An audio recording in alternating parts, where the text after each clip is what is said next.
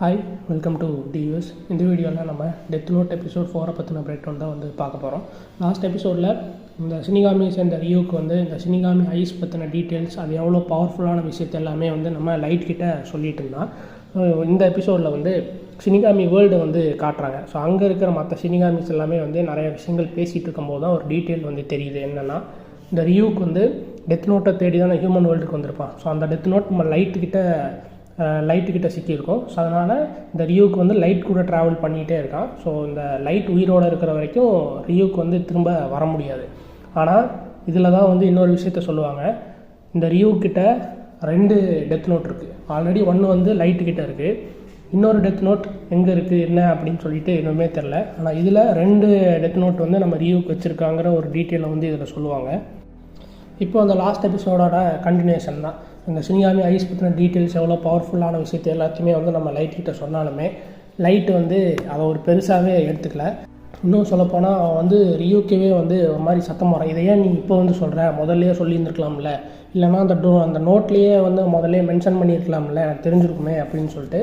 So ரியூக்கை வந்து ஒரு ஆளாக கூட மதிக்காமல் ரொம்ப கேஷுவலாக ரியூ கூட வந்து டீல் பண்ணிகிட்ருக்கான். இதே மற்றவங்க யாராவது இருந்தாங்கன்னா கொஞ்சம் ஒரு மாதிரி சரி இது வந்து ஒரு மான்ஸ்டர், கொஞ்சம் பயந்து ஒரு மாதிரி நடந்துட்டு இருந்திருப்பாங்க. ஆனால் அந்த லைட் வந்து அந்த மாதிரி எல்லாமே பயப்படவெல்லாம் இல்லை, ரொம்ப கேஷுவலாகவே வந்து டீல் பண்ணுறான் ரியூக்குமே அது வந்து அவனுக்குமே வந்து பிடிக்குது. ஸோ லைட் வந்து இந்த மாதிரியான ஒரு கேரக்டர் தான் அப்படின்னு சொல்லிட்டு ரியூக்குமே வந்து அது வந்து புரியவும் செய்யுது. ஸோ அந்த டெத் நோட்டை படிச்சுட்டு அதில் வந்து ஏதோ ஒரு விஷயத்தை கண்டுபிடிச்சி இதை நம்ம டெஸ்ட் பண்ணுவோம் அப்படின்னு சொல்லிட்டு இவன் என்ன பண்ணுறான் அப்படின்னா, ஆல்ரெடி இந்த ஜெயிலில் இருக்கிற கிரிமினல்ஸ் எல்லாத்தையுமே வந்து கொண்டுட்ருக்காங்கல்ல, ஸோ அந்த கிரிமினல்ஸே வந்து ஒரு டெஸ்ட் சப்ஜெக்ட் மாதிரி யூஸ் பண்ணுவோன்னு சொல்லிட்டு ஒரு விஷயங்கள் எல்லாத்தையுமே வந்து டெஸ்ட்டும் பண்ணுறான்.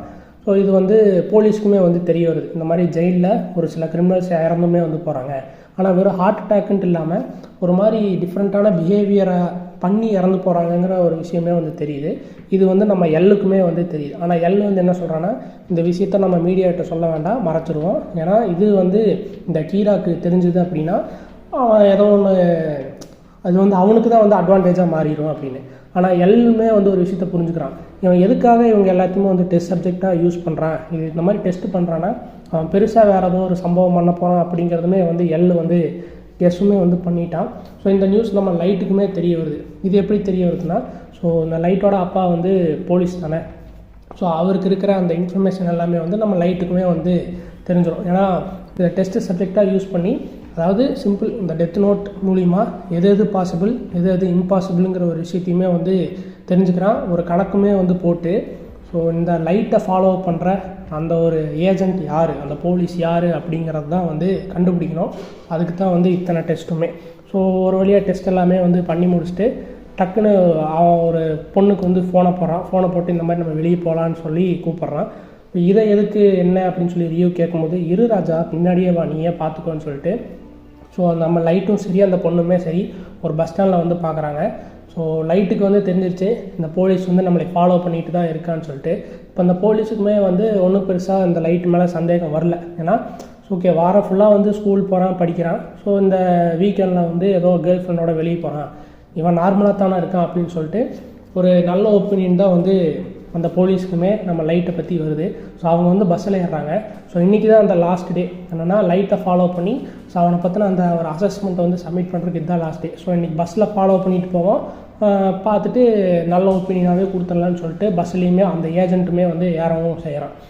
செய்யும்போது அடுத்த கொஞ்சம் தூரம் போனதுக்கப்புறம் அடுத்த ஸ்டாப் வருது, அங்கே அவன் ஏறுறான். டக்குன்னு அவன் வந்து இந்த துப்பாக்கியெல்லாம் வச்சு மிரட்ட ஆரம்பிக்கிறான்.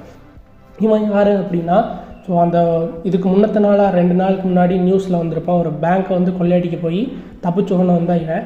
ஸோ இவன் வந்து இந்த பஸ்ஸையுமே வந்து ஹைஜாக்குமே வந்து பண்ணுறான்.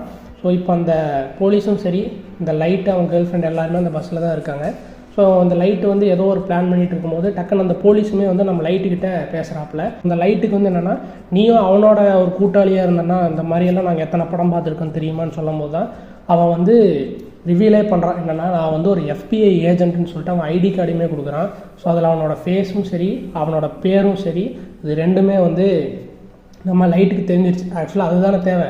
டெத் நோட்டில் எழுதுறதுக்கு அந்த அவனோட பேரும் அவனோட ஃபேஸுமே வந்து தெரிஞ்சால் போதும், அவனை ஈஸியாக கொண்டுடலாம்.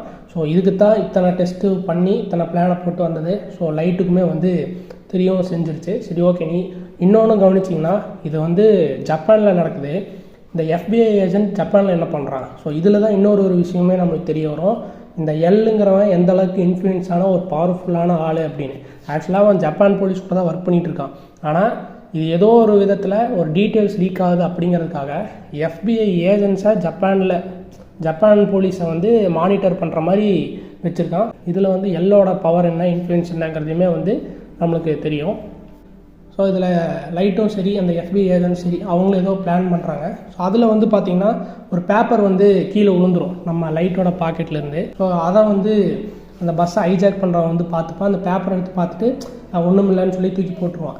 ஆனால் டக்குன்னு பார்க்கும்போது தான் தெரியும் அந்த ஷினிகாமி வந்து அந்த ஹைஜாக் பண்ணவன் கண்ணுக்குமே தெரியும். ஆனால் இது எதுவுமே FBI தெரியாது. அவன் என்ன நினச்சிட்டானா, இவன் வந்து ஏதோ பைத்தியகாரத்தனமாக ஏதோ ஒன்று பண்ணிகிட்டு இருக்கானே அப்படின்னு சொல்லிட்டு எல்லாத்துக்குமே அதான் தெரியும். என்னடா அவன் பைத்தியகார மாதிரி தனியாக பேசிகிட்டு இருக்கானே அப்படின்னு சொல்லிட்டு கண்டபடி சுட ஆரம்பிச்சிருவான்.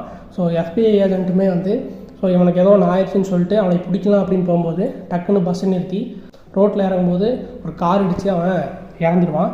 ஸோ அப்போ தான் இது எல்லாமே வந்து ரிவீல் பண்ணுவாங்க. இது எல்லாமே வந்து நம்ம லைட், அதாவது கீரா போட்ட பிளான் தான். இந்த மாதிரி FBI ஏஜென்ட் நம்மளை ஃபாலோ பண்ணிட்டு வரணும். அந்த கொலகாரன் அந்த பஸ்ஸை ஹைஜாக் பண்ணவன் வந்து இந்த ஸ்டாப்பில் வந்து ஏறணும், இத்தனை மணிக்கு வந்து ஏறணும், இந்த மாதிரியான விஷயங்கள் வந்து நடக்கணும். ஸோ அது மூலிமா ஒரு கடைசியில் அவன் வந்து இந்த மாதிரி பைத்தியகாரத்தனமாக ஏதோ ஒன்று பண்ணி கடைசியாக ஒரு ஆக்சிடெண்ட்டில் வந்து அவன் இறந்துடணும் அப்படின்னு சொல்லிட்டு இது எல்லாமே வந்து நம்ம லைட் போட்ட பிளான் தான். இதெல்லாம் இந்த பிளான் எல்லாமே வந்து எதுக்காக அப்படின்னா, அந்த ஒத்த பேர், அவனோட ஃபேஸு, அதாவது அந்த FBI ஏஜென்ட்டோட பேரும் அவனோட ஃபேஸும் தெரிஞ்சிருக்காக மட்டும்தான். ஸோ இப்போ அவனுக்கு ரெண்டுமே வந்து தெரிஞ்சிருச்சு. ஸோ ஈஸியாகவே வந்து இந்த FBI ஏஜென்ட்டோட கதையுமே வந்து முடிச்சிடலாம். ஆனால் டக்குன்னு இந்த FBI ஏஜென்ட்டோட கதையை இந்த லைட்டு முடித்தான் அப்படின்னா ஸோ போலீஸ்க்குமே வந்து டவுட் வந்துடும். குறிப்பாக எல்லுக்கு வந்து டவுட் வந்துடும், இவன் தானோ அவன் அப்படின்னு சொல்லிட்டு. ஸோ லைட் என்ன பண்ண போகிறான் அப்படிங்கிறது வந்து நம்ம நெக்ஸ்ட் எபிசோடில் பார்ப்போம். தேங்க்ஸ் ஃபார் வாட்சிங்.